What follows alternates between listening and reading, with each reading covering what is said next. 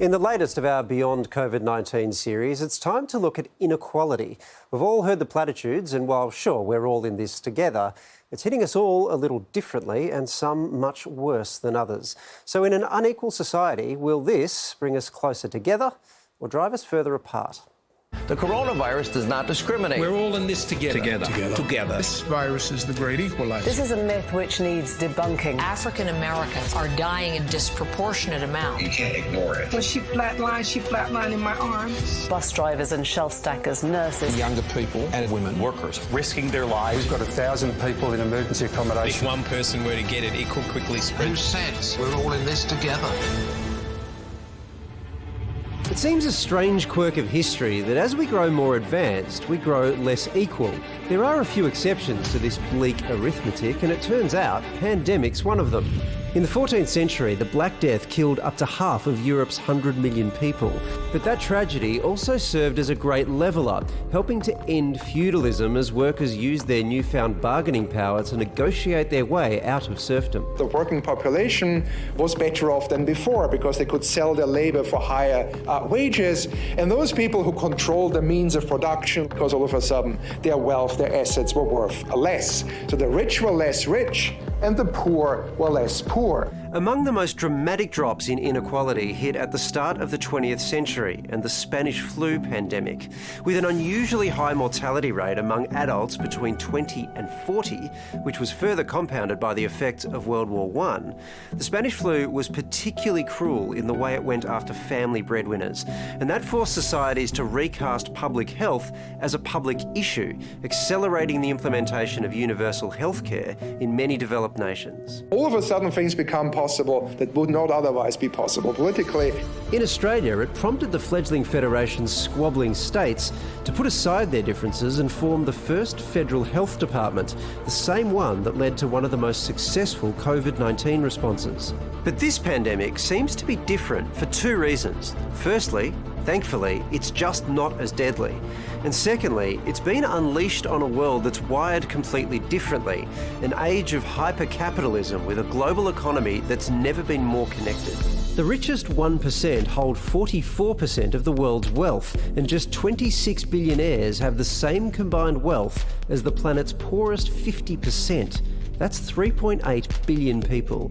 In the land of the free, COVID-19's claimed 113,000 lives and 42.6 million American jobs.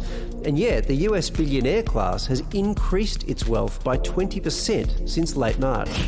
And COVID-19's brought the fault lines of this deeply unequal society to the surface. When they say, why do you burn down the community? Why do you burn down your own neighborhood? It's not ours.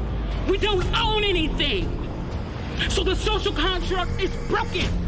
You broke the contract. As far as I'm concerned, they could burn this bitch to the ground. Thankfully, Australia's social safety net's stronger, but we're still not all in this together. Our inequality's been slowly but steadily rising. Since 2003, the top 20%'s wealth's increased by 50%, while the bottom 20%'s grown poorer. Meanwhile, Australia's richest 10% holds around half the nation's wealth. The poorest 40%, they have less than 3% between them. What happens with something like COVID-19 is it doesn't necessarily deepen the inequalities that already exist. It draws your attention to it in a new way. Australians will probably experience COVID-19 in one of three ways. One, as a life-altering ordeal. Two, as a socially distant nuisance. Or three, as a commercial opportunity.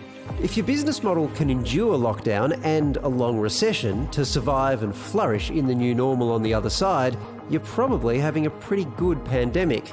If you can afford to keep your distance, work from home and wait it out, this whole crisis will be little more than a blip. But if you were already living week to week before all this, not much has changed.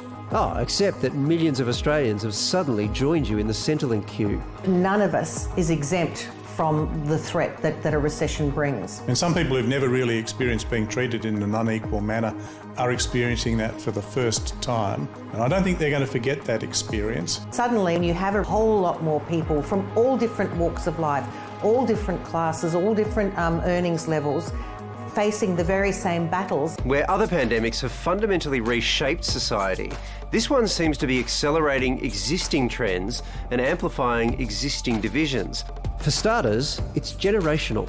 We're seeing much higher, nearly 15% for youth unemployment. It's eroding their wealth at the moment, which has bigger generational impacts when they come to retirement, but also because of the rising debt, difficult decisions that governments have to make to claw back some of that debt are predominantly going to affect younger people.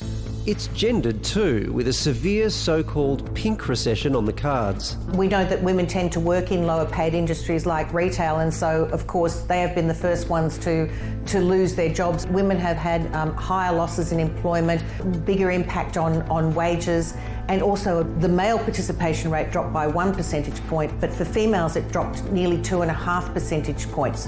So women, obviously taking a lot more of the caring role, have actually left the workforce altogether. And it's going to be tough on the bush, especially as exports freeze and migration dries up. They face bigger threats. They're more fragile than cities, and we need to support them. That's why it's significant that the federal government's stimulus measures so far have been mostly to industries dominated by middle-aged men, like construction. There's something there for the regions, but precious little for women and young people. That's curious, because this week the Prime Minister acknowledged the problem at length. It has been younger people and it has been women who have been more impacted in the initial shock of this crisis.